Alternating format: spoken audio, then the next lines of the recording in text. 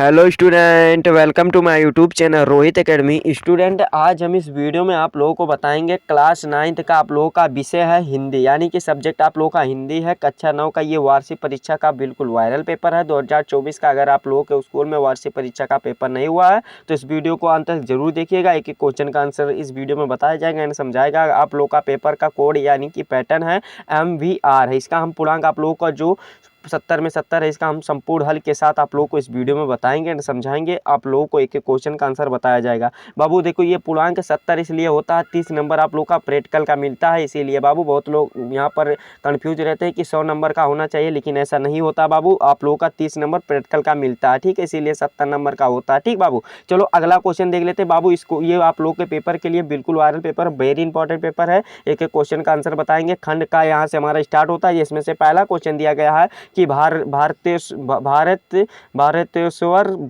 बाहुबली राज के कवि का नाम है, यानी कि इस कवि का नाम क्या है, हमें ये बताना है इसमें।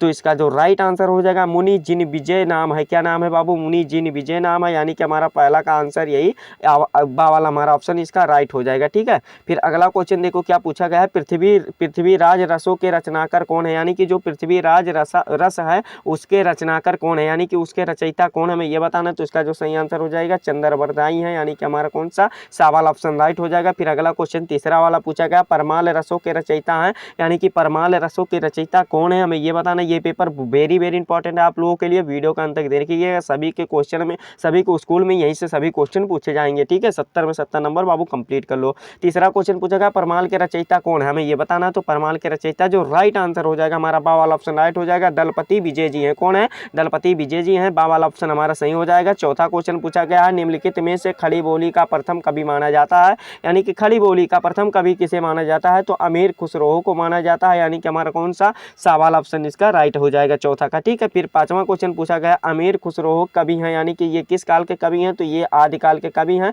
हमारा यही आ वाला ऑप्शन राइट हो जाएगा इसका। फिर अगला क्वेश्चन 6 वाला दिया गया है कि भक्ति काल का प्रारंभ माना जाता है बाबू। जो एग्जैक्ट मान माना जाता है 75 माना जाता है, 1375, लेकिन 77 ऑप्शन में दिया गया, तो यही हमारा दा वाला ऑप्शन राइट हो जाएगा। ठीक है, फिर अगला क्वेश्चन पूछा गया विनय पत्रिका की भाषा है। तो पहले समझ लो विनय पत्रिका किसकी है। तो विनय पत्रिका गोस्वामी तुलसीदास जी की है, और ये जो भाषा है ये ब्रज भाषा है, यानी कि हमारा कौन सा बा वाला ऑप्शन इसका राइट हो जाएगा। फिर अगला क्वेश्चन पूछा गया रस मंजरी के रचनाकार हैं, यानी कि रस मंजरी के रचनाकार कौन है, हमें ये बताना है। तो आठवां का जो राइट आंसर हो जाएगा हमारा सा वाला ऑप्शन इसका राइट हो जाएगा। नंददास जी हैं। कौन है? नंददास जी हैं। सवाल ऑप्शन हमारा सही हो जाएगा,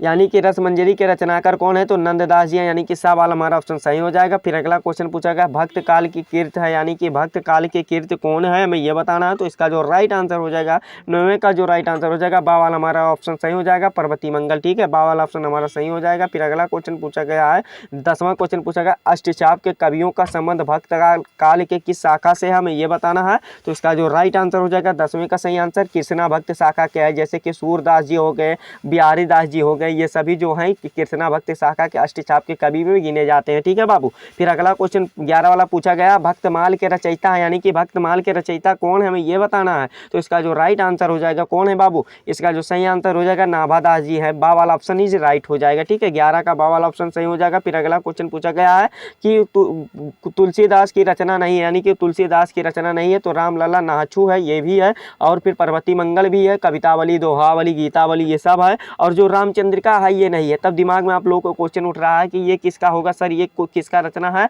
तो ये बाबू केशवदास की है। किसकी है बाबू? केशवदास की रचना है। आप लोगों का ये महाकाव्य इनका है, केशवदास का महाकाव्य। ठीक है, फिर अगला क्वेश्चन 13 वाला पूछा गया जयचंद्र प्रकाश की किसकी रचना है, जयचंद्र प्रकाश किसकी रचना, हमें ये बताना है। तो 13 का जो राइट आंसर हो जाएगा सा वाला हमारा ऑप्शन राइट हो जाएगा, भट्ट केदार की है। ठीक है, सा वाला ऑप्शन सही हो जाएगा। फिर अगला क्वेश्चन पूछा गया वीर गाथा काल के कवि हैं, यानी कि वीर गाथा काल के कवि किसे माना जाता है। तो चंद्रवरदाई को माना जाता है। दा वाला ऑप्शन इसका राइट हो जाएगा। ठीक है, दा वाला ऑप्शन सही हो जाएगा। 14 का राइट आंसर दा वाला हो जाएगा। फिर अगला क्वेश्चन 15 वाला पूछा गया है कि आदिकाल का नाम अपंस काल दिया था, यानी कि किसने दिया था, तो इसका जो राइट आंसर हो जाएगा चंद्रधर शर्मा गुल्लेरी ने दिए थे। दा वाला इसका भी राइट आंसर हो जाएगा। फिर अगला क्वेश्चन दिया गया है कि हाथ में हम क्या जाप करते हैं, तो बाबू माला को ही जाप करते हैं ना, सा वाला हमारा ऑप्शन राइट हो जाएगा। फिर अगला क्वेश्चन पूछा गया साखी क्या है, तो साखी दोहा है। किसकी दोहा है, तो सूरदास की है। साखी को 3 भागों में बांटा गया है।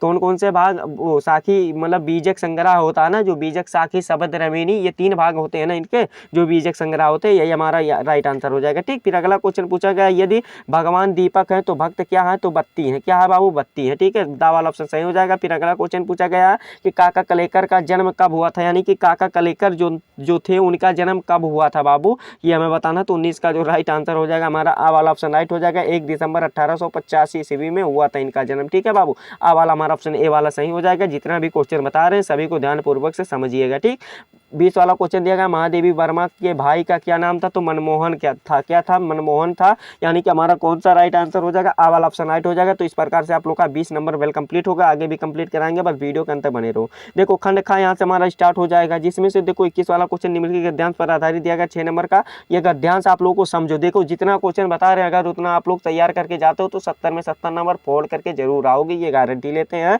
और यहाँ पर देखो क्या दिया गया है, दुनिया में 2 अमोघ शक्तियां हैं, शब्द और कीर्ति हैं। ठीक है, इसमें कोई शक नहीं है कि शब्द और कीर्ति, देखो ये वाला दिया गया ना, तो ये वाला गद्यांश आप लोग इसको चाहे जैसे समझ लीजिएगा। देखो इसमें क्वेश्चन 3 ही पूछे जाएंगे, 2-2 नंबर का क्वेश्चन रहेगा।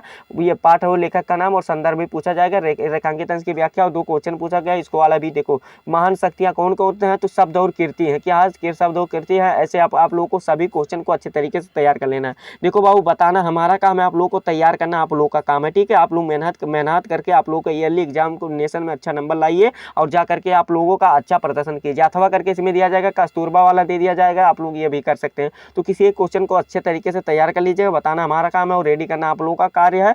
22 वाला क्वेश्चन दिया गया पद्यांश पर आधारित 6 नंबर का क्वेश्चन दिया गया, चाहे आप ये वाला आप लोग कीजिए, चाहे इसमें अथवा करके दिया गया चरु चंद वाला, चंचल किरणें खेल रही है स्वच्छंद चित्र, ये वाला आप लोगों का दिया गया।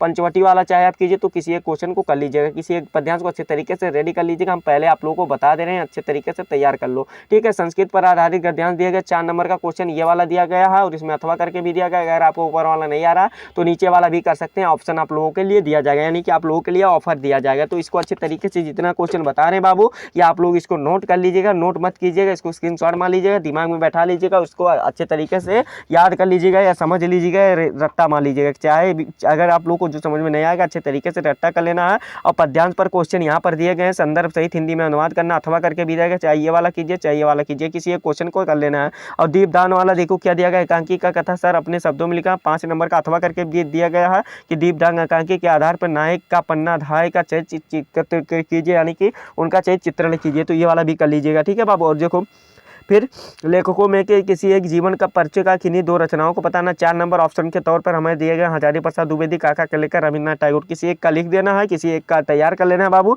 और जा करके छाप देना, वहाँ पर छापना नहीं बाबू, मतलब लिख देना। ठीक है, फिर देखो खा वाला क्वेश्चन दिया गया, निम्नलिखित कवियों में से किसी एक कवि का जीवन परिचय देते हुए उनकी किन्हीं 2 रचनाओं का उल्लेख कीजिए, यानी कि 2 रचनाओं का उल्लेख करना है। मीराबाई हैं और मैथिली शरण गुप्त हैं, संत रैदास हैं। 4 नंबर का क्वेश्चन है, तो इसको वाला भी अच्छे तरीके से आप लोग रेडी कर लीजिएगा। जितना क्वेश्चन बता रहे हैं बाबू सभी को अच्छे तरीके से अगर आप लोग तैयार करते हैं तो आप लोग 70 में 70 नंबर जरूर कंप्लीट करके आएंगे। और आप लोगों का ये जो बता रहे हैं बिल्कुल वायरल है, आप लोगों के यहीं से सभी क्वेश्चन पूछे जाएंगे।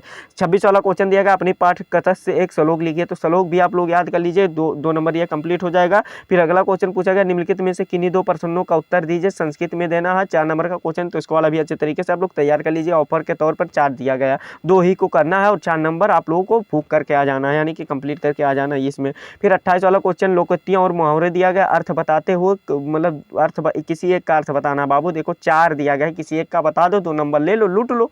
ठीक, ये वाला भी हो जाएगा। फिर निम्नलिखित में से किन्हीं 2 वाक्यों का संस्कृत में अनुवाद करना है। 4 नंबर का क्वेश्चन है, तो इसको वाला भी आप लोग कर लीजिएगा बाबू। 2 वाक्य को कर लेना है, 4 नंबर आप लोगों को इसमें भी लूट लेना है। फिर देखो यहाँ पर आप लोगों का आ जाता है 30 वाला कि सहायक अध्यापक के लिए पत्र शैली पर शिक्षा निदेशक को एक आवेदन पत्र लिखिए, अथवा करके दिया गया फीस माफ करने के लिए प्रधानाचार्य को प्रार्थना पत्र लिखिए, यही राइट होगा। इसको वाला भी आप लोग तैयार कर लीजिएगा, ये वाला भी आप लोग का कंप्लीट हो जाएगा। देखो ये हिंदी का बिल्कुल वायरल पेपर था, जो आप लोग को संपूर्ण तरीके से हमारे द्वारा आप लोगों को बताया गया एंड समझाया गया। और हाँ, ये बिल्कुल वायरल पेपर था, ये आप लोगों का बिल्कुल वायरल पेपर था। यहीं से सभी क्वेश्चन आप लोगों के भी स्कूल में पूछे जाएंगे, जो कि हम आप लोगों को संपूर्ण तरीके से आप लोगों को बता दिए एंड समझा दिए। और आप लोगों को ये हमारा वीडियो कैसा लगा है कमेंट करके जरूर बताइएगा। और हाँ, आप लोग अगर हमारे चैनल पर नए हैं तो चैनल को सब्सक्राइब कर लीजिएगा, बेल आइकन को भी दबा दीजिएगा। और हाँ, इस वीडियो को कक्षा 9 के यानी कि क्लास 9th के बाबू जितने भी स्टूडेंट होंगे उनके पास अधिक से अधिक अभी के अभी शेयर करके ज़रूर पहुंचा दीजिएगा, ठीक है। फिर चलिए आप लोगों से मिलते हैं नेक्स्ट वीडियो में नेक्स्ट टॉपिक के साथ। तब तक के लिए जय हिंद, जय भारत, वंदे मातरम।